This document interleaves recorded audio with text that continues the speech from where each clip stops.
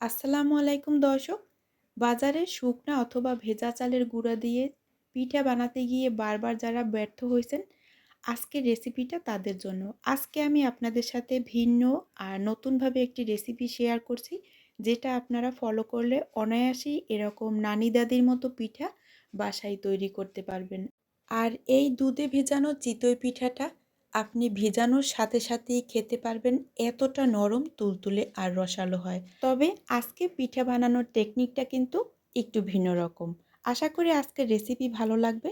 Recipe ভালো লেগে থাকলে অবশ্যই লাইক কমেন্ট শেয়ার করে আমার পাশে থাকবেন। এখন পিঠা তৈরি করার জন্য প্রথমেই নিয়ে নেব আতপ চাল 2 কাপ পরিমাণে। আর 2 কাপ আতপ চালের সাথে এখানে দিয়ে দেব আমরা যেই রাইসটা দিয়ে ভাত খাই তার 1.5 কাপ পরিমাণে সিদ্ধ চাল।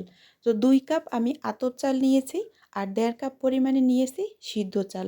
অবশ্যই মেজারমেন্টটা ঠিক রাখবেন, তাহলেই পারফেক্ট পিঠা আপনি কিন্তু বাসায় তৈরি করতে পারবেন। এখন আমি পানি দিয়ে তারপরে এটাকে ক্লিন করে নেব। আর এখানে 1/4 কাপ পরিমাণে নিয়েছি আমি পোলাওয়ের চাল। এই পোলাওয়ের চালটা দেওয়ার ফলে হবে কি, আপনি যখন পিঠা তৈরি করবেন আপনার কাছে মনে হবে সব মানে পোলাওয়ের চাল দিয়েই এই পিঠাটা তৈরি করছেন। এখন আমি পানি চেঞ্জ করে তারপরে এটাকে কিন্তু একদম ক্লিন করে ধুয়ে নিয়েছি। যত ভালোভাবে ধুবেন তত কিন্তু আপনার পিঠা থেকে ভালো ফ্লেভার পাবেন।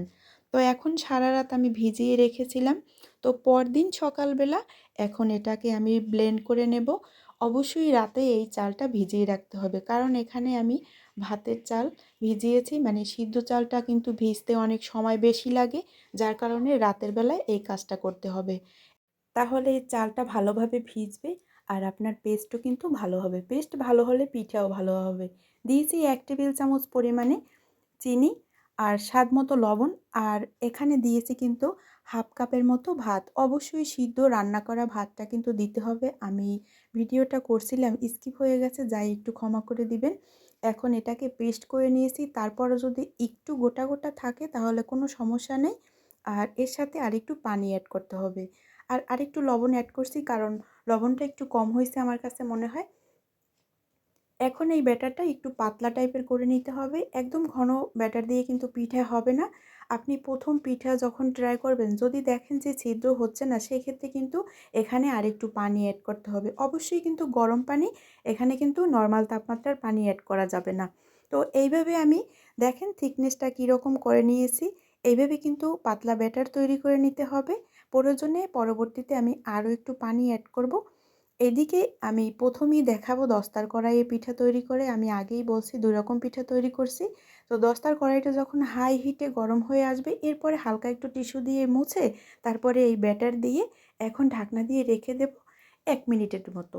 তো 1 মিনিট পরেই দেখতে পাবেন যে পিঠাটা কতটা সুন্দর হয়েছে। আর একটু তুলে আপনাদের সাথে শেয়ার করছি যে কতটা জালি জালি। এটা যদি আপনি দুধের ভিতরে ভিজান, সেক্ষেত্রে কিন্তু একদম নরম তুলতুলে হবে, যা আপনারা বিশ্বাসই করতে পারবেন না নিজের চোখে যে পিঠা এতটা নরম হয়।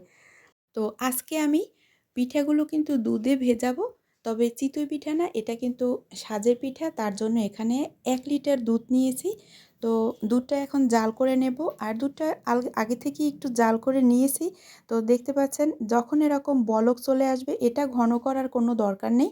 যখন বলক চলে আসবে তখন এর ভিতরে অ্যাড করতে হবে খেজুরের গুড়। তো খেজুরের গুঁড়োটা আমি আগে থেকেই জাল করে তারপর ঠান্ডা করে নিয়েছি।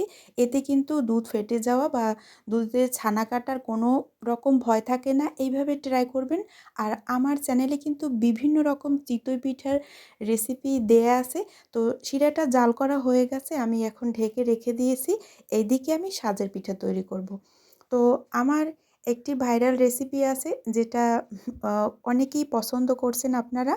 তো ওই সাজের পিঠাটা চাইলে আপনারা দেখতে পারেন। যারা লাইফে একবারও পিঠা বানায়নি তারাও কিন্তু ওই পিঠা তৈরি করতে পারবে। এখন সাজটা হাই আছে গরম করে, তারপরে চুলার আঁচ মিডিয়াম টু লো করে দিয়ে তারপরে দেখেন ব্যাটার দিয়ে পিঠাটা কত সহজে ভাজা হয়ে গেল। আর ছিদ্রযুক্ত যে কতটা হয়েছে তা তো দেখে নিশ্চয়ই বুঝতে পারছেন। তো এইভাবে যদি আপনি বাসায় পিঠা তৈরি করেন, আপনার নানি দাদিও কিন্তু আপনার কাছে ফেল হয়ে যাবে। তো আমি আজকে পিঠাগুলো দুধে ভেজাবো, যার জন্য দেখেন এখন আমি আগে থেকেই কিছু পিঠা আমি ভিজিয়ে রেখেছি। তো এইভাবে আমি ভিজিয়ে রেখে দেব সারা রাতের জন্য। আর আমি কিন্তু সাথে সাথেই আপনাদের সাথে একটি পিঠা কেটে শেয়ার করব, যে দেখেন সাথে সাথেই কিন্তু কতটা নরম হয়। আর পিঠাগুলো কিন্তু অবশ্যই গরম গরম ভিজাতে হবে, আর শিরাটাও কিন্তু একদমই গরম থাকতে হবে। যদি শিরা ঠান্ডা হয়ে যায় সেক্ষেত্রে কিন্তু শিরাটা আবার একটু গরম করে নেবেন। তো আমি আরও এক ব্যাচ আপনাদের সাথে ভেজে শেয়ার করছি যে কতটা পারফেক্টভাবে আজকের পিঠা হয়েছে। তো আজকের পিঠা তো দেখে নিলেন, তো কত সহজ বানানো, দেখে তো অবশ্যই বুঝতে পারছেন। আর আপনাদের কষ্ট করতে হবে না। এখন দুধ চিতই পিঠা তৈরি করা একটা তুরির কাজ। এখন সাথে সাথে একটা পিঠা আপনাদের সাথে আমি শেয়ার করছি। বিশ্বাস করেন আমার লাইফের সেরা পিঠা এই পিঠা। যাকে খাওয়াবেন সে কিন্তু একদম আপনার ফ্যান হয়ে যাবে। আর কতটা নরম তুলতুলে দেখে তো নিশ্চয়ই বুঝতে পারছেন। এখন সারা রাতের জন্য ভিজিয়ে রাখবো। আপনাদের সাথে একটু সকালে শেয়ার করছি কেটে, যে ভেতর থেকে কতটা নরম হয়েছে। আশা করি আজকের রেসিপি ভালো লাগবে। এরকম রেসিপি ভালো লেগে থাকলে প্লিজ লাইক, কমেন্ট, শেয়ার করে আমার পাশে থাকবেন। সবাই ভালো থাকবেন। আল্লাহ হাফেজ।